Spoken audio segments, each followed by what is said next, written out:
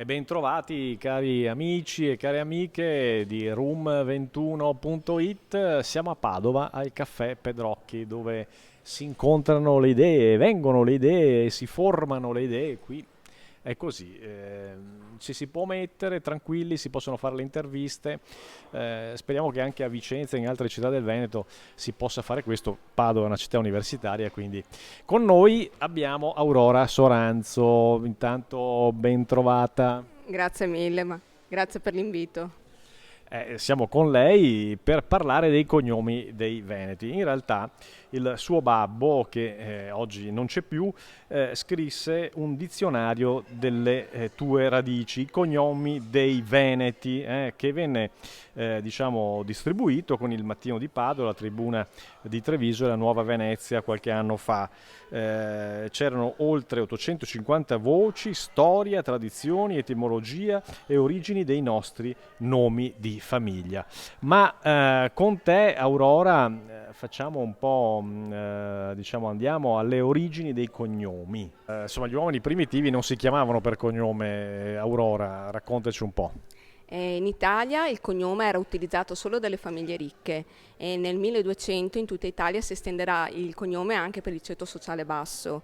E nel 1564 con il Concilio di Trento si stabilisce l'obbligo per i parroci di tenere un registro ordinato dei battesimi con cognome e nome per evitare il matrimonio tra consanguigni. Quindi i parroci, ecco, non c'erano ancora i comuni che gestivano tutta l'anagrafe, eccetera, ma l'anagrafe era in mano alla Chiesa all'epoca. Sì, esattamente, era in mano alla Chiesa. Infatti molti ricercatori storici vanno sempre all'interno dell'archivio della diocesi per fare anche un percorso di genealogia e fare diciamo così, una ricerca storica che possa in qualche maniera collegare le varie vicissitudini familiari.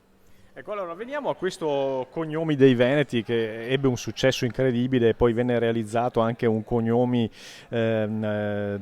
italiani della parte ovest del nord Italia con la stampa, no? So che ci fu successo anche lì a Torino, ma parliamo del Cognomi dei Veneti.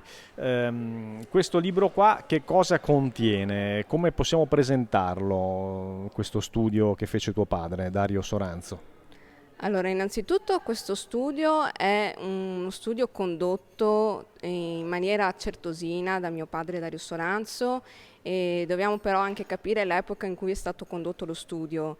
E questo studio nasce intorno agli inizi degli anni 70, quindi si può ben capire che a quell'epoca non c'era la tecnologia come il supporto di internet per la ricerca storica ed era un lavoro certosino fatto di archivio. L'archivio di riferimento era quello di Venezia e nonché quello di Roma, quello principale. E quindi sì, lui cosa faceva? Andava a scandagliare documento per documento l'origine di ogni cognome, quindi anche attraverso tabulati telefonici e cercava di capire, di ricondurre come mai una certa tipologia di area c'erano, diciamo così, una maggior parte di famiglie che avessero quello stesso cognome. Per esempio, ti dico, non so, un cognome che viene in mente nel Vicentino è Trevisan, ma non solo, perché forse venivano da Treviso o no? Sì, Trevisan come Padovan e via discorrendo. Poi possiamo anche ritrovare dei cognomi che riprendono anche le caratteristiche fisiche e morali della persona, come ad esempio magro, come ad esempio rosso, bianchi. E il rosso era la connotazione dei capelli, però bisogna anche pensare che all'epoca il rosso era un colore che non era ben visto dagli organi della Chiesa perché era, diciamo così, una connotazione legata Al al male, al male, diavolo, al diavolo, sì. Infatti c'è una famosa leggenda che narra il cosiddetto rosso malpelo. Ecco, lasciamo stare, torniamo ai nostri cognomi. Vediamo altre origini dei nostri cognomi. Beh, altre origini dei nostri cognomi li possiamo ritrovare anche all'interno del cosiddetto cognome di mestiere, come Barbiero, Barbierigo, o come il cognome ad esempio che può essere, che ne so, Calegaro, Scarparo, colui che lavorava le Il scarpe, Marangon. il Marangona anche addirittura, oppure ci sono anche Il dei Marangon è cognomi, il il falegname. falegname, scusa, giustamente, e poi ci sono anche i cognomi tratti dalla tradizione religiosa, che sono detti i cosiddetti cognomi che possono essere il Pellegrino, o il Piovan o il Preto, che erano tutti ricondotti sempre alla Anche stessa... Piovan, non sapevo. È Piovan, che è un cognome tipico della Bassa Padovana. Ah, vedi un po'. Allora, altre origini dei nostri cognomi veneti? Altri cognomi, allora si può anche, non so, relegare il cognome anche a delle caratteristiche specifiche dell'uomo stesso. Ad esempio, se una persona era connotata in maniera furba, dava il cognome Volpin o Volpe. Ah, viene da quello, io pensavo che fossero cacciatori di volpi, no? Invece Volpin è perché era proprio furbo, le cosiddette bistecche di volpe. Eh sì, era molto furbo, sì. Oppure anche il cognome Gatto. Il gatto perché aveva delle cosiddette movenze feline o aveva un modo di porsi in maniera molto misteriosa e quindi non è dato dalla causalità il cognome di per sé. Ecco, questo studio, Aurora, è attualissimo, diciamo, no? Tu prima dell'intervista dicevi, ma in realtà con tutti i movimenti demografici che ci sono stati di recente, diciamo, i veneti cominciano ad avere altri cognomi ancora provenienti da altre zone d'Italia. Però devo dire che è sempre attuale perché i cognomi, almeno il mio no, ma i più diffusi si trovano.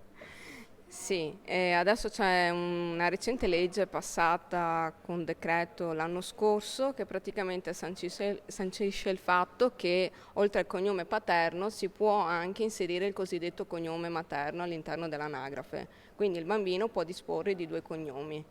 Allora, cognomi dei veneti, come concludiamo, Aurora? Ricordiamo tuo babbo? Sì, ricordiamo mio padre e niente, questo è stato un tassello di uno studio che lui ha portato avanti e che io sto continuando a tramandare anche nelle future prossime generazioni perché questo è un libro di partenza. Poi ovviamente quando una persona ha una passione di per sé e vuole ricondursi da un punto di vista storico, il lavoro di uno storico non si ferma mai. Lui praticamente cosa fa? Inserisce praticamente un piccolo puzzle, il tassello di una cosa, poi ovviamente chi verrà dopo dovrà inserire altri elementi. E quindi io incoraggio sempre i giovani e chi ha delle passioni anche in altri ambiti di approfondirlo e di andare avanti in ogni caso senza aver paura di dimostrare quello che si è anche se si va controcorrente certe volte. Senti un po', ma se qualcuno volesse trovare questa edizione, si trova ancora? Verrà ristampata? Allora, questa edizione non è attualmente in stampa diciamo che si può trovare in tutte le biblioteche del Veneto, ovviamente a uso prestito personale in tutte le biblioteche, oppure tramite gli archivi di Stato, oppure direttamente si può chiedere alla mia persona tramite un contatto Instagram, Aurora Soranzo, oppure tramite la mia pagina Facebook, Aurora Soranzo.